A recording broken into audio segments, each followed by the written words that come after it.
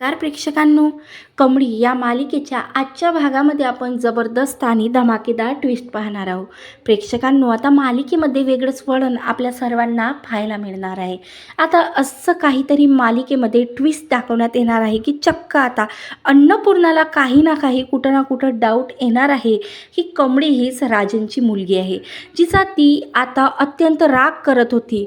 पण त्याच मुलीमुळे आता मायलेकाची भेट घडलेली असते. मायचा राग मुलावर जो असतो तो कमी झालेला असतो. तर इकडे आता खरंच कमळीविषयी आता पुन्हा अन्नपूर्णाला अगोदर जशी आपुलकी वाटत होती ना, तशीच आता वाटायला लागते. पण आता आजोबा मधातच असा काही ट्विस्ट आणतात की ज्यामुळे आता अन्नपूर्णाला कमळी ही राजांची मुलगी आहे का याचा शोध लावावाच लागतो. खरंच असं नेमकं काय घडणार आहे हे आपण सविस्तर पाहणार आहोत. म्हणून प्रेक्षकांनो, व्हिडिओ शेवटपर्यंत पहा आणि आवडल्यास लाईक आणि चॅनलला नक्की सबस्क्राईब करा. इकडे मात्र आता कमळीला राजन कॉल करून सांगते की कमळी, तुला माहिती आहे का, आई ना मला मिठी मारलेली आहे आईने, आणि आईचा जो माझ्यावरचा राग होता ना तो पूर्ण गेलेला आहे गं. तुला माहिती आहे, आत्याला ना आईने माझ्यासाठी एक कानाखाली मारली आणि आत्याची ना बोलतीच बंद केली. त्यावर इकडे मात्र आता हॉस्टेलमध्ये असलेली कमळी खूप आनंदित होते, कारण तिला नेहमी एक चिंता सतावत असते की तिला असं वाटत असते कुठं ना कुठं राजन सर आणि अन्नपूर्णा आजी यांनी अगोदर जसं प्रेमाने राहत होते ना तसंच राहावं, आणि आजीने आता राजन काकाला माफ करून त्यांच्याशी बोलावं. आता तिचं हे जे काही स्वप्न असतं, जे काही तिनं मिशन ऋषीसोबत चालू केलेलं असतं ते तिनं पूर्ण केलेलं असतं. कारण आता राजन आणि अन्नपूर्णामध्ये जसे काही अगोदर संबंध होते, म्हणजे मायलेकाची पुन्हा प्रेमाने चांगलं जुळून आलेलं असतं. आता अन्नपूर्णाने स्वतःच्या मुलाला माफ केलेलं असतं. तर इकडे आता आजोबा येतात आणि आजोबा आता रागिनी आणि कामिनीच्या रूममध्ये काहीतरी गोष्टी ऐकत असतात. त्यावर आता आजोबाच्या लक्षात आलेलं असतं की ही कामिनी कोणातरी DNA रिपोर्टबद्दल बोलते. त्यावर आता आजोबा शांततेत ऐकतात आणि आता कामिनी जिथं रिपोर्ट ठेवतात ना, ते रिपोर्ट आजोबा दुरून लक्षात घेतात की कुठं ठेवलेले आहे.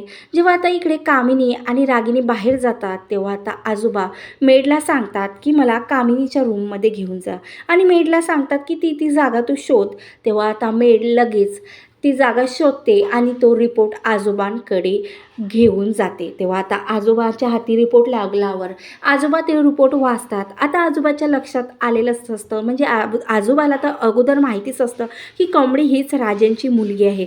पण फक्त आजोबाला सिद्ध करण्याचा प्रयत्न करत असतात. पण आता राजनला आणि अन्नपूर्णाला काहीही कळत नसते आजोबांचं.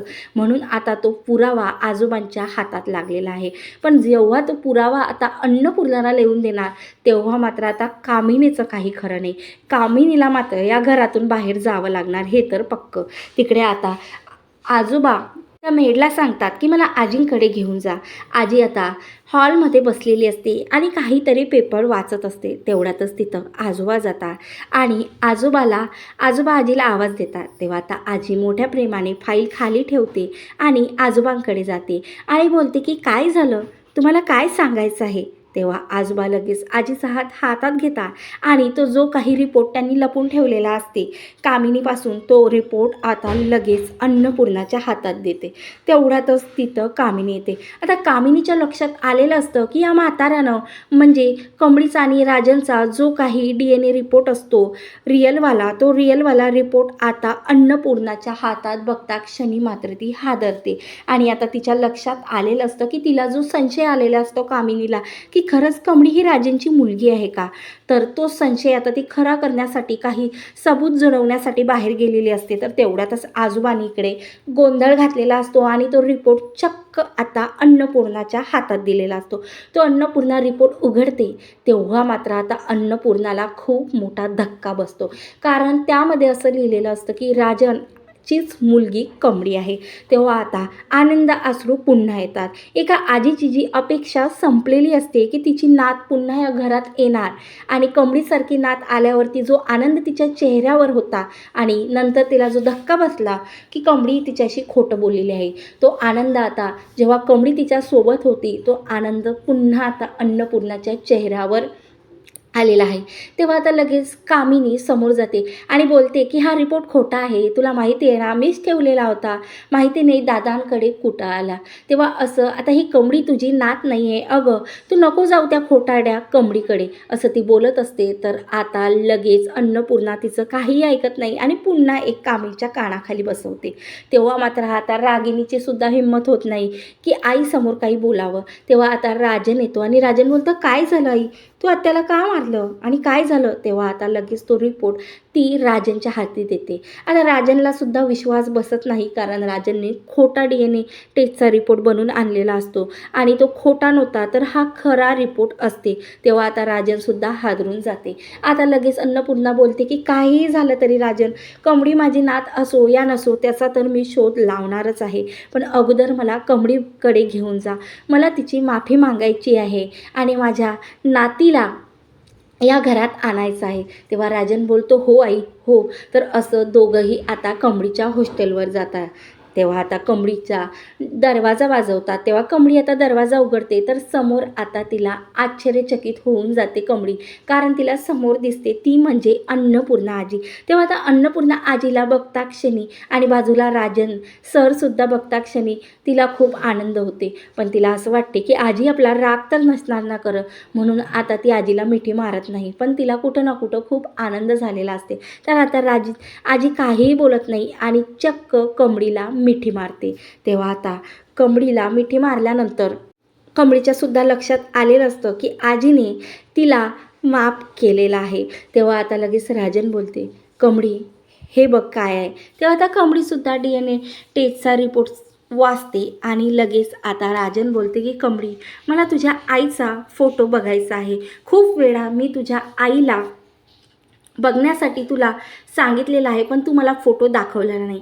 आज मला तुझ्या आईचा फोटो दाखव. तेव्हा निगी आता लगेच जाते आणि कमळीच्या कपाटमध्ये तो फोटो ठेवलेला असते तो घेऊन येते.